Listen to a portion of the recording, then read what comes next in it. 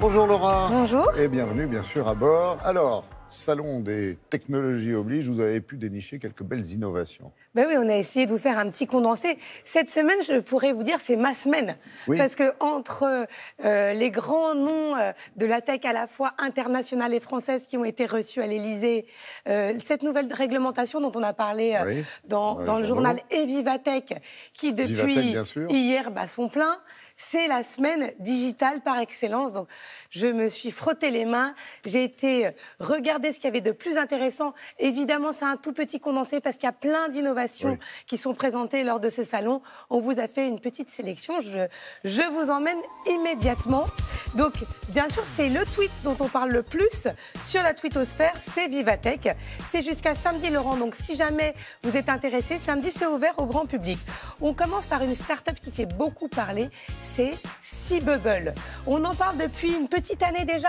C'est ces fameux taxis ou voitures qu'on aimerait voir évoluer sur la scène, qui sont entièrement électriques. Alors au départ, on a eu un problème de réglementation. La maire de Paris a autorisé l'utilisation. Après, on a dit que ça allait trop vite. Finalement, ça y est, on peut s'en servir. On peut même les acheter au salon.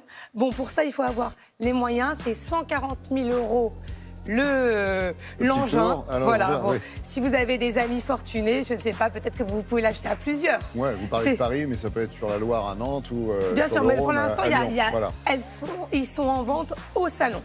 Un autre moyen de locomotion qui est présenté à Vivatech, c'est une voiture taxi sans chauffeur. Après avoir défrayé la chronique, je ne sais pas si vous vous souvenez du bus autonome qui s'appelait Navia, qui a été créé par une start-up nantaise. Eh bien, il récidive, ça s'appelle Autonome Cab.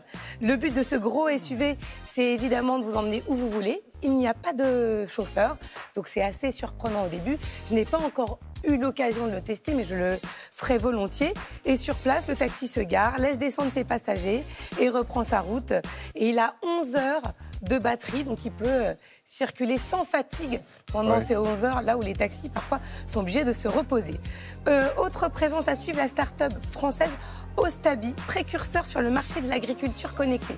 C'est absolument génial, puisque ce petit boîtier que vous insérez dans la ruche des abeilles va tout vous dire sur leur écosystème.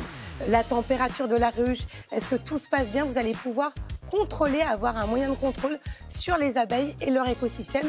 L'application est reliée au petit boîtier, donc vous contrôlez à distance ce qu'il se passe. Et bien sûr, tout ça, c'est géolocalisé. Donc c'est une vraie avancée pour les agriculteurs et les apiculteurs. Enfin, on continue avec une belle autre initiative française que je suis très cocorico aujourd'hui. C'est le porte-monnaie numérique pour les petits. Qui n'a jamais eu de problème avec l'argent de poche? Papa, maman, t'as pas 5 €, 3 €. Et bien là, vous allez leur apprendre à gérer leur argent de poche grâce à ce porte-monnaie électronique avec lequel ils vont pouvoir payer dans les magasins. D'accord. C'est mis en place par la Poste, c'est très très bien fait. Et c'est une bonne approche pour leur apprendre à gérer leur premier compte. Et on termine avec le compte Instagram à suivre de la semaine. Créapil, c'est un média qu'on suit beaucoup à Télématin, qui référence toutes les meilleures innovations, les plus insolites, mais les plus performantes également. Et bien, tous les jours, sur leur compte Instagram, ils postent tout ce qu'il y a de plus nouveau dans le monde entier. Ce n'est pas que sur la France. Voilà, c'est un bon bol d'air créatif que je vous recommande. Exactement, et merci pour cette image du ramasse-mégots robotisé. Là, ça va être utile, il devrait y en avoir un peu plus sur les plages. Merci beaucoup Laura.